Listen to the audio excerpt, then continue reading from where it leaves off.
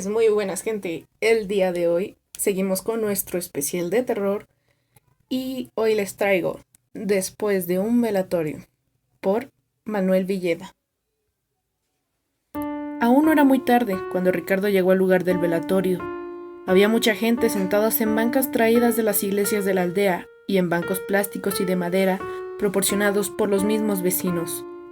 En esos momentos, el predicador iba a empezar su mensaje. El rato más aburrido de un velatorio, a opinión de Ricardo. Pero no si contabas con amigos que te distrajeran. ¡Hey, Rica!, le gritó alguien por la voz. Solo podía tratarse de Quique, uno de sus amigos de parranda. Lo divisó en un santiamén. Como siempre, estaban apartados del resto, jugando las cartas y, qué raro, tomando aguardiente. Ricardo trotó hasta ellos. ¿Y qué pasó?, preguntó su amigo. Pensé que ya no ibas a venir. Ni me preguntes, mi mamá como siempre. Quique y otros corearon su respuesta como una gran carcajada. Era por todos sabidos que su madre era una matrona muy dura, una mujer de temer. Pues anda, toma. Ricardo aceptó la botella y tras cuartear un trago con soda en un vaso desechable, se lo tomó a coleto. Quique le palmeó la espalda y lo invitó a echarse otro trago, pero Ricardo lo calmó diciéndole que más al rato. ¿Qué tal todo?, preguntó. Ya saben que habrá de comer. Quique se encogió de hombros. Supongo que algo bueno. Recuerde que todos los vecinos colaboraron. No todos. Su madre se había negado en redondo a colaborar para los funerales de aquel viejo loco. De alguna forma eso hacía sentir más culpable a Ricardo. El muerto era don Lachito, un viejo setentero medio loco, borracho y solitario, que sin duda alguna nadie lloraba, pero pertenecía a la aldea. Era vecino de todos, y los vecinos debían ayudarse. Esa mañana que fue hallado muerto a las puertas de su casucha, sin nadie que se encargase de su entierro, se apeló al lado bueno de los aldeanos para su última despedida. Y todos habían colaborado, o casi todos. ¿Sucede algo?, preguntó Quique. No, nada. Te has quedado como menso. Bueno, más menso de lo que eres. ¿Sí? Bueno, verás. La verdad es que hoy no tengo muchos ánimos de compartir con ustedes, así que si me disculpas, por una vez quiero oír el mensaje de Dios. Dejó a Quique y a varios más con la boca abierta, mientras iba a tomar asiento junto al grueso de la reunión. Una señora que daba pecho a un bebé le sonrió cuando se sentó no muy lejos de ella, y la niña que tenía entre sus piernas lo alegró un poco al sonreírle con dulzura. Ricardo le devolvió la sonrisa. Pero la verdad es que no quería oír el mensaje de Dios. Solo quería estar allí en silencio, despedir con respeto a los restos del pobre Lachito y serenar su espíritu. Tenía que convencerse que él no le había quedado a deber nada a aquel anciano, ni había tenido nada que ver con su muerte. Miró la caja, de madera pulida y relieves en forma de cruz y flores. El predicador se movía en torno al ataúd y de vez en cuando lo tocaba, para ejemplificar algo de lo que hablaba.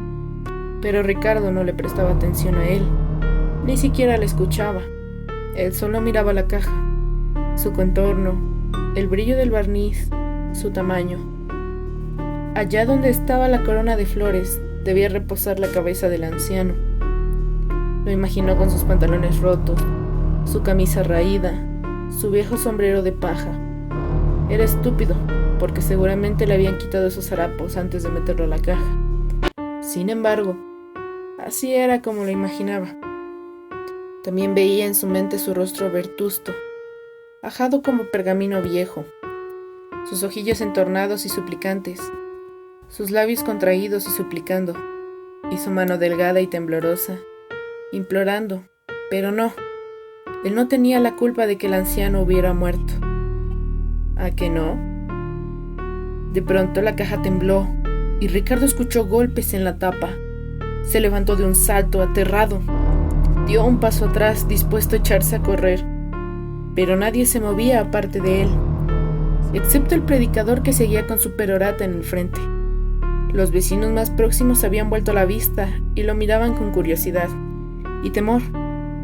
Pero nadie parecía haberle percatado del movimiento brusco de la caja, que, dicho sea de paso, ahora permanecía inerte en su sitio. Se limpió las mangas de la camisa echándose la culpa a algún bicho y volvió a su asiento. pronto se olvidaron de él. ¿Había sido idea suya? Tenía que serlo. Ninguna caja tiembla. Había sido su imaginación, eso, y la culpa que sentía. El anciano no fue un angelito de Dios, pero él le había gastado muchas bromas en los últimos años. Bueno, muchos le habían gastado bromas al viejo, pero al parecer él era el único que sufría del remordimiento. En todo caso, lo del movimiento de la caja había sido idea suya. Sin embargo, sentía erizada la piel con un frío que no se debía al fresco de la noche.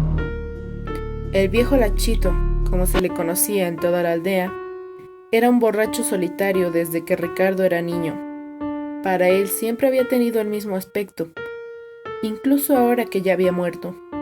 Su madre le contó una vez que era un viejo con mala suerte, simplemente. Su hijo mayor había muerto a tiros.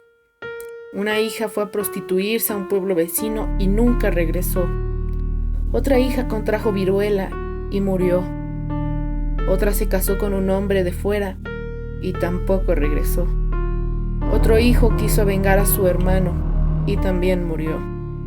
Al final, el anciano se quedó sin hijos, sin esposa y sin parientes cercanos. Eso era más o menos lo que le había ocurrido, pero eso había sido hacía mucho tiempo.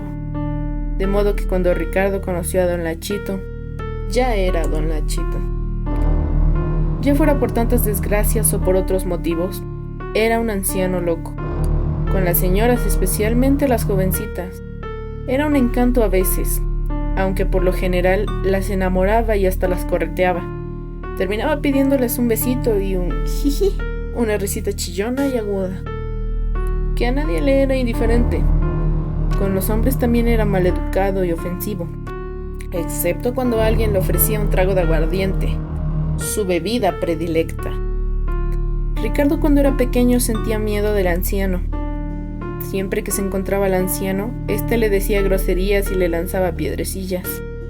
Pero conforme crecía, le fue perdiendo el miedo, a tal punto que cuando don Lachito le lanzaba piedras, Ricardo le plantaba cara y tenían un intercambio de proyectiles.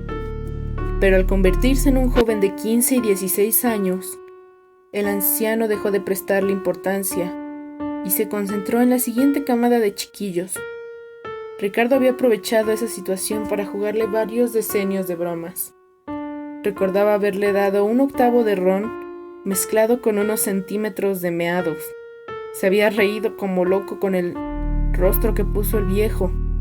Le había dado sopapos y corrido mientras el viejo le lanzaba improperios. Le había hecho hacer algunas ridiculeces con promesas de alcohol, promesas que nunca había cumplido.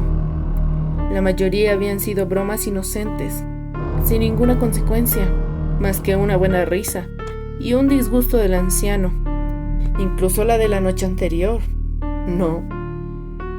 En algún momento de su ensimismamiento, el predicador debió terminar su mensaje, porque cuando alzó la cabeza al frente no había nadie, y estaba rodeado de silencio interrumpido por charlas en tono muy bajo. Varias muchachas se movían entre los asistentes, con piches de café y cestos de pan. Una joven se acercó y le alargó un vaso desechable para llenárselo de café. Ricardo lo iba a tomar, pero notó que el brazo que le tendía el recipiente era flaco, moreno, huesudo y de piel vieja y arrugada. Las uñas eran negras y sucias, y cuando alzó el rostro para ver a la muchacha, lo que vio fue un rostro decrépito enfundado en un viejo sombrero de paja. Don Lachito le sonrió con su boca desdentada. Ricardo se tiró hacia atrás con espanto. La silla se inclinó y cayó de espaldas. Unas manos frías lo sujetaron. ¡No!, gritó Ricardo. ¡No! ¡Suéltame! Estate quieto, Ricardo, le dijo alguien. Era la voz de una mujer. Ricardo tardó un instante en darse cuenta que no era la temida voz de don Lachito, y tardó medio minuto en comprender que todo había sido producto de su mente. Se excusó de una forma torpe y se desembarazó de las manos que lo ayudaban a ponerse de pie. Regresó junto a Quique y el resto de sus amigos, y aceptó un buen trago de ron, no sin antes ser recibido con risas de sorna por su caída. Apuró otro vaso de ardiente bebida y se sentó en una roca, silencioso, pensativo y asustado. ¿Y si había sido su última broma la que le había mandado a la tumba al viejo Lachito? No, no podía ser. No había hecho nada del otro mundo, nada que nadie más no hubiera hecho antes. La noche anterior había estado viendo películas en casa de un amigo.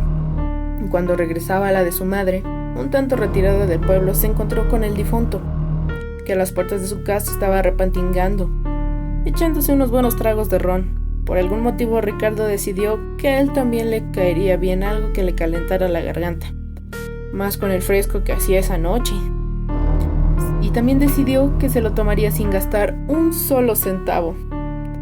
Así que se acercó al cerco de la propiedad del anciano. Debería estar borracho porque conversaba solo. El jiji, jiji de su risa era inconfundible. Reía como si alguien estuviera contando chistes muy buenos.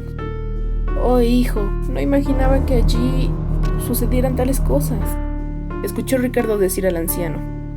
Una pausa como si le respondieran, y de nuevo el jiji, jijiji. Eso es nuevo. Un brindis por ti, hijo.